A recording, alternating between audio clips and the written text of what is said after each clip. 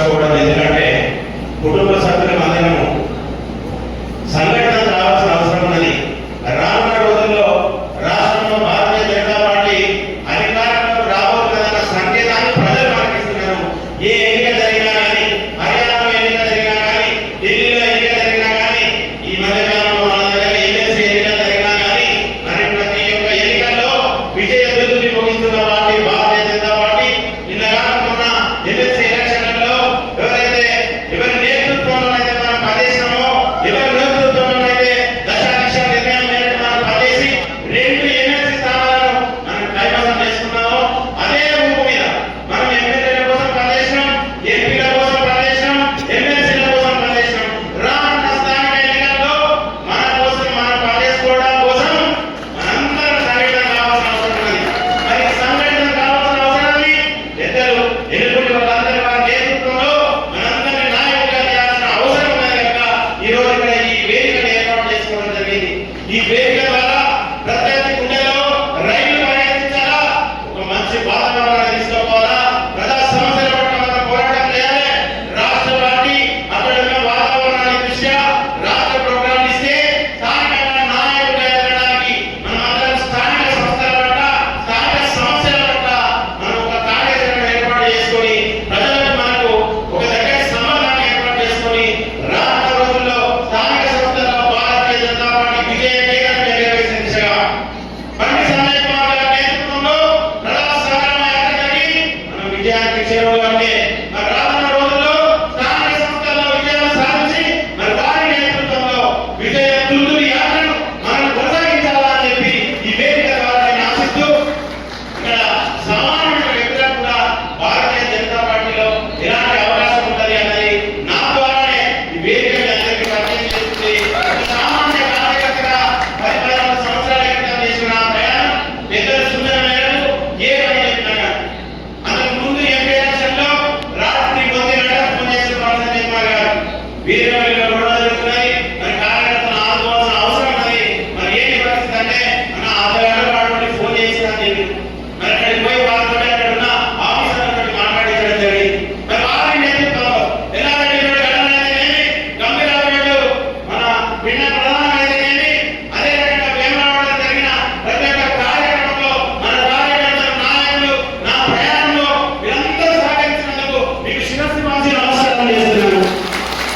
అదేవిధంగా ఇది బాధ్యత भारत माता की आगे बढ़ने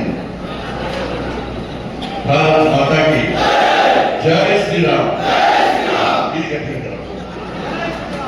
जय श्री राम नरेंद्र मोदी गारी नायकत्व जेपी नड्डा गारी नायकत्व किशन रेड्डी गारी नायकत्व भारत माता की అందరికీ నమస్కారం.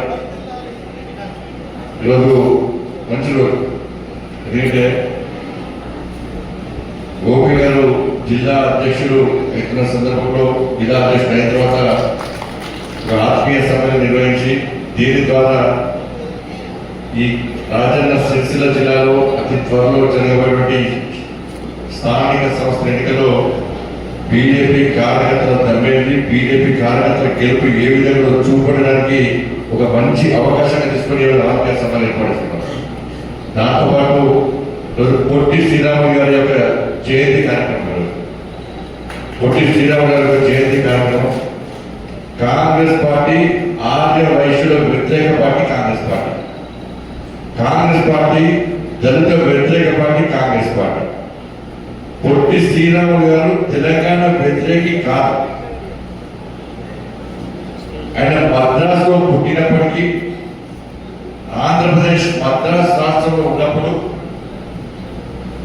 ఆంధ్రప్రదేశ్ మద్రాసు నుంచి వేరు చేయాలని చెప్పి ఉద్యమం చేసి అసూరుబాసిన వ్యక్తి తప్ప తెలంగాణకు వ్యతిరేకంగా పోరాటం చేసిన వ్యక్తి కాదు పొట్టి శ్రీరాములు గారు.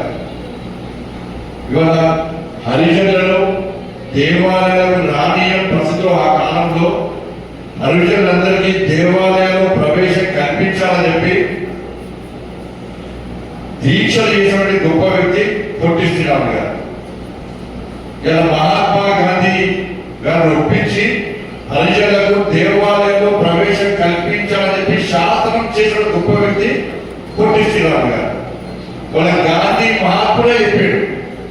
పొట్టి శ్రీరామ్ గారు ఎమర్జెన్సీ అప్పుడు ఉద్యమ స్వాతంత్ర పోరాటంలో 3 సార్లు చేరిపోయాడు. ఆంధ్ర రాష్ట్రం కోసం ఉద్యమం చేసిన వ్యక్తితో పాటు ఈ దేశం కోసం దేశం యొక్క స్వాతంత్ర సమరంలో పోరాటం చేసిన వ్యక్తి పొట్టి గాంధీ మహాత్ముడే చెప్పాడు.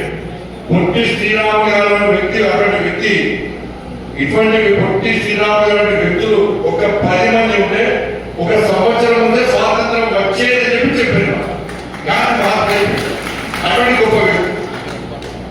అటువంటి గొప్ప వ్యక్తి తెలుగు విశ్వవిద్యాలయం పేరు పొట్టి శ్రీరామ్ గారి పేరుంటే ఆయన ఆంధ్ర రాయలసీమ అని చెప్పి మన రాష్ట్ర ముఖ్యమంత్రి గారు ఆయన పేరు తీసేసి సురవరం ప్రతాప్ రెడ్డి గారి పేరు. నిజంగా సురవరం ప్రతాప్ రెడ్డి గారు చాలా గొప్ప వ్యక్తి, గొప్ప రచయిత, తెలుగు భాష ఉద్ధరించిన వ్యక్తి, మంచి జర్నలిస్ట్. దాన్ని ఏం అనలేదు. నిజంగా ఆయన ఎక్కడున్నా ఆయనే బాధపడుతుంది రేవంత్ రెడ్డి గారి నిర్ణయం వల్ల. అదే పొట్టి శ్రీరామ్ గారు పేరు చేసి నా పేరు పెడతారా ఆయన బాధపడదు. నేనేమంటున్నా రేవంత్ రెడ్డి గారిని మనం అంత అంటున్నాం కదా, ఎన్టీ రామారావు చాలా గొప్ప వ్యక్తి. మరి ఎన్టీ రామారావు రాయలసీమ వ్యక్తి, మరి ఎన్టీ రామారావు పేరు చేస్తావా? కాసు బ్రహ్మానంద రెడ్డి ఆంధ్ర సంవత్సర వ్యక్తి, ఆయన స్టేట్ గారి పేరు చేస్తావా? నీలం సంజయ్ రెడ్డి గారు ఆంధ్ర సంవత్సర వ్యక్తి, మరి ఆయన పేరు చేస్తావా? మరి తమకు రద్దు చేసేదావా నీకుండా? అంటే వాళ్ళకు ఒకరు పొట్టి శ్రీరామ్ ఒకరు. పొట్టి శ్రీరామ్ గారి కోసం తెలంగాణ వ్యక్తికి కాదు, తెలంగాణ ఉద్యమం లేదు. ఆ సమయంలో ఆయన భద్రాచలం నుండి ఆంధ్ర రాష్ట్రాన్ని వేరు గారిని మాత్రమే చెప్పాడు. ఇవాళ అటువంటి గొప్ప వ్యక్తి ఆర్య వయసులకే కాదు, ఆర్య వయసులు ఆరాధ్య దైవంగా భావించినటువంటి పొట్టి శ్రీరామ్ గారు ఒక స్వాతంత్ర సమరయోధుడు, స్వాతంత్ర్యం కోసం చేరుకున్న వ్యక్తి.